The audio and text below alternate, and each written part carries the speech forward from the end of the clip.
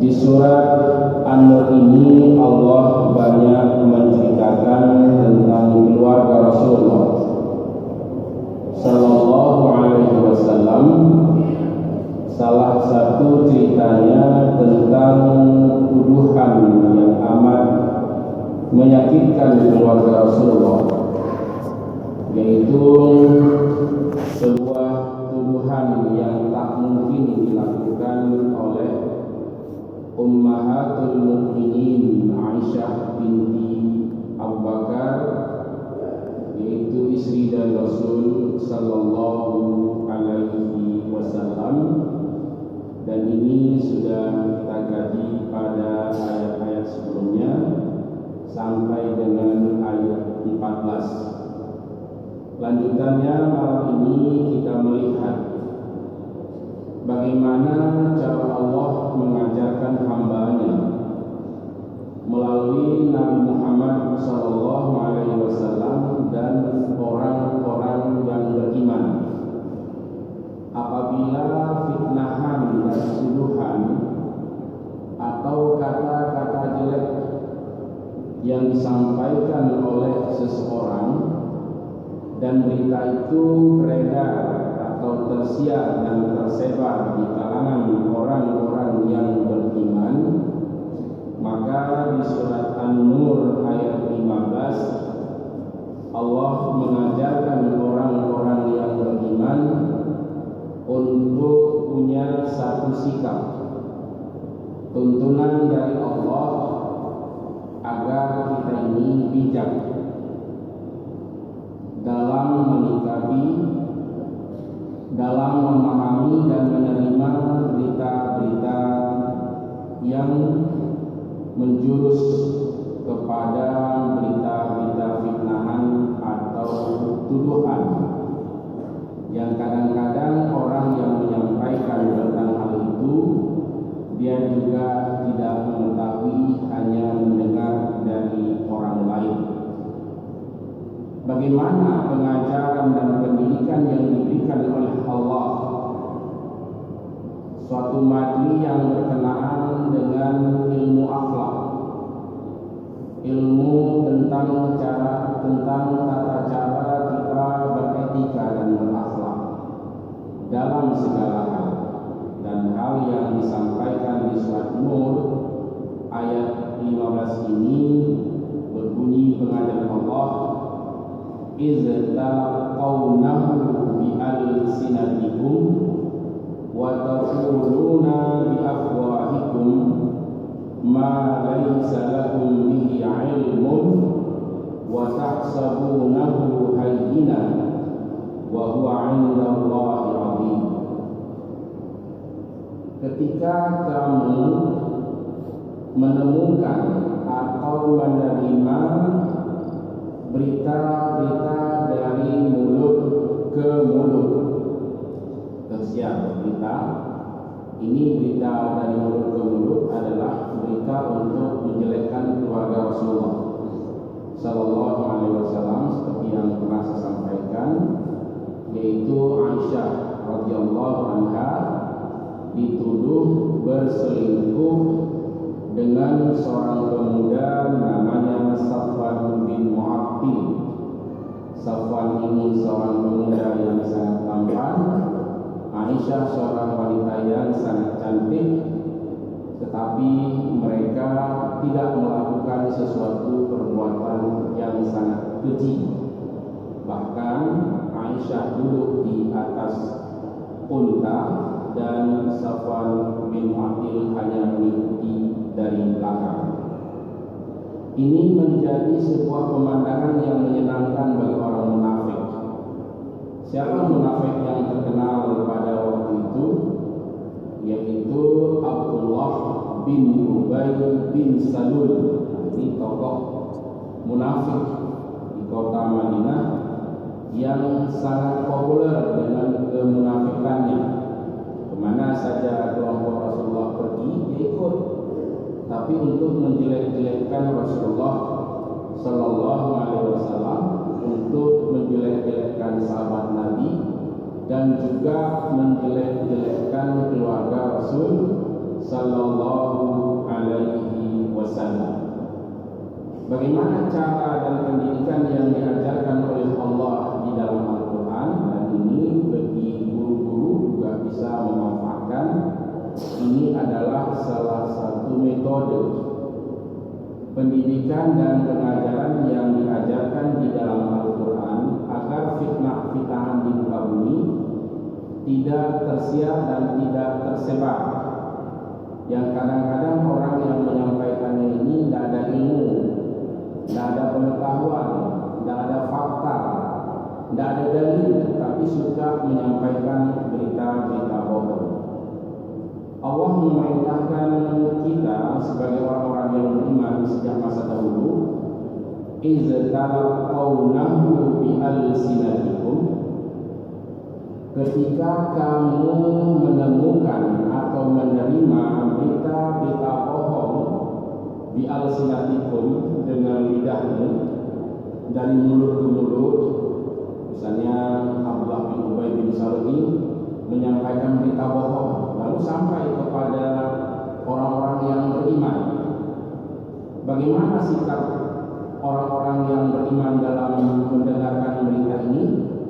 Apabila kamu menemukan atau menerima berita-berita bohong dari mulut ke mulut, wa taquluna bi afwahikum, dan kamu juga turut ikut menyampaikan berita itu dengan mulutmu, ma laisa lakum bihi ilmun, yang kamu sebenarnya tidak ada pengetahuan dalam hal itu, wa tahsabunahu hayyinan, dan mereka kamu mengira bahwa ini berita remeh, berita yang ringan. Tidak ringan sebenarnya. Kalau menurut orang itu bukan perkara ringan. Menuduh orang-orang baik, dalam hal ini menuduh orang berzina, menuduh orang mencuri, menuduh orang berbuat jahat, itu bukan perkara kecil menurut Al-Quran. Orang yang menyampaikan berita bohong ini menganggap itu biasa, kalau nggak ada masalah. Tapi orang sudah tersudut, orang sudah jelek. Misalnya kita bilang ke seseorang, dia memang hebat, tapi dia ini pelaku zina. Nah, jadi runtuhlah kehebatan orang, runtuhlah wibawanya seseorang. Bagi yang menyampaikan, munafik yang menyampaikan ini, dia biasa saja.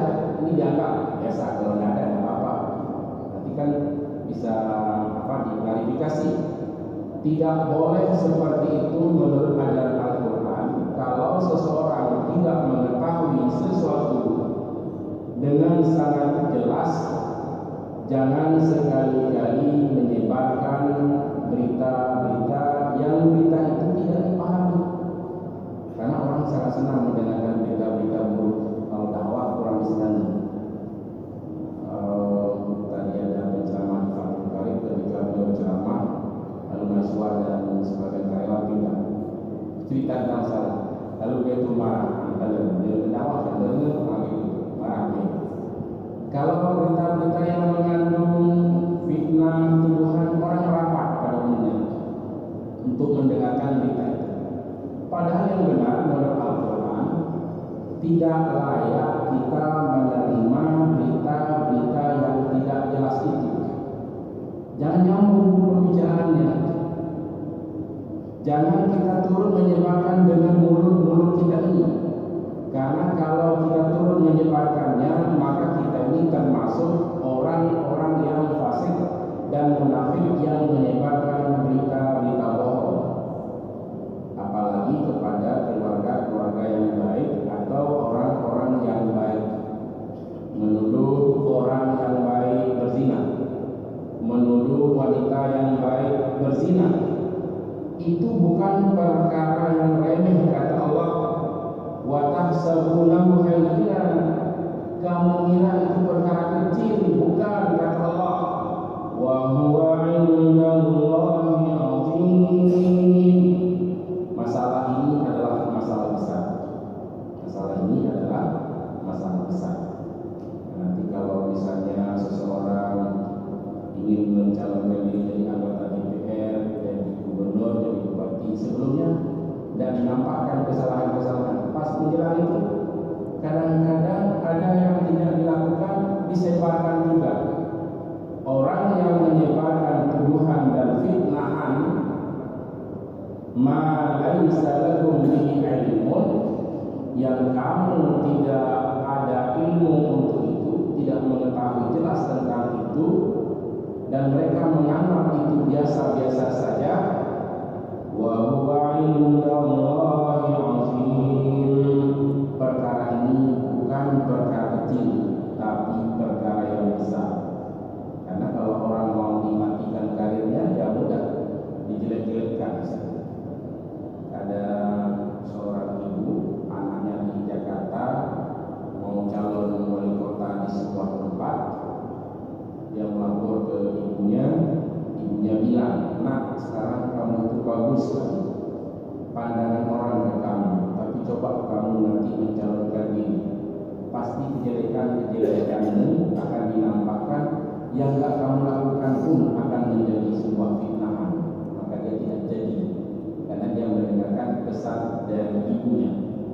Karena ketika seseorang ini unggul daripada kawan ini, pasti dia akan mencari kesalahan-kesalahan dan bahkan menuduh teman-temannya agar temannya ini menjadi jelek, dan dia akan lebih beruntung dengan berita-berita yang disampaikan itu. Al-Quran menyebutkan menyampaikan tuduhan, menyebarkan tuduhan dan fitnahan kepada orang lain, jangan kamu mengira itu berita remeh. Ini sama seperti Abdullah bin Ubay bin Salul dulu di Madinah, yang menganggap kalau ada apa-apa, yang penting dia sudah menjelek-jelekkan, syukur yang dijelek-jelekkan itu keluarga Rasulullah dibela oleh Allah. Allah turunkan wahyu. Nabi pun hampir-hampir percaya bahwa Aisyah itu sudah melakukan suatu kesalahan. Bahkan dia minta Aisyah, "Wahai Aisyah, taubatlah kamu jika engkau bersalah." Aisyah menjawab, "Ya Rasulullah, saya tidak pernah melakukan sesuatu perbuatan yang keji dan maksiat. Engkau adalah Nabi, engkau adalah Rasul. Allah lah yang menjawab persoalan ini."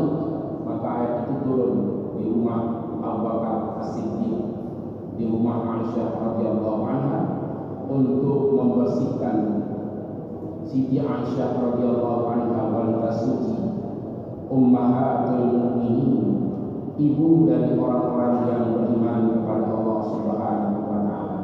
Maka orang yang beriman kepada Allah akan selalu ditolong oleh Allah dari berbagai macam tuduhan dan fitnah. Karena peristiwanya sudah selesai, Allah memberikan tuntunan kepada orang-orang beriman. Apabila engkau, wahai orang-orang yang beriman, menemukan orang-orang yang suka menyebarkan fitnah dan tuduhan, lalu mereka menyampaikannya dari mulut ke mulut, disampaikan ke beliau ini, kemudian disampaikan lagi ke yang lain, akhirnya tersebar. Wa taquluna bi afwahikum, dan mereka mengatakan dengan mulut mereka sendiri. Saya juga pernah dengar misalnya dia bilang, "Ma laisa lakum bihi ilmun," padahal kamu itu tidak ada ilmu tentang hal itu, masih samar-samar, tapi kemudian kamu berani menyampaikannya, dan kamu mengira itu suatu hal yang remeh, padahal di sisi Allah itu adalah perkara yang besar. Jadi kalau kita kaji ayat ini, kita sebagai orang beriman jangan suka mencari-cari kesalahan orang lain. Kalau orang yang berpuasa akan dinampakkan oleh Allah. Misalnya orang suka berzina, bagaimanapun dia sembunyikan, suatu saat dinampakkan oleh Allah. Tidak usah manusia yang menampakkannya, tidak usah manusia yang menuduhnya, terbongkar sendiri nanti. Jangan terlalu ribut memikirkan perkara-perkara orang. Orang yang selalu menyembunyikan kejahatan dan kemaksiatannya, ada Allah yang membongkarnya. Tak perlu manusia mencari-cari kesalahan. Jangan kamu anggap itu perkara yang kecil. Kalau nggak ada nggak apa-apa. Nggak boleh, kata Allah. Wa tahsabunahu hayyina. Kamu menuduh, kamu memfitnah orang lain, lalu kamu mengira itu berita remeh, berita biasa. bukan karena Allah. Wa huwa 'indallahi 'azim, dan dia di sisi Allah itu adalah persoalan yang besar.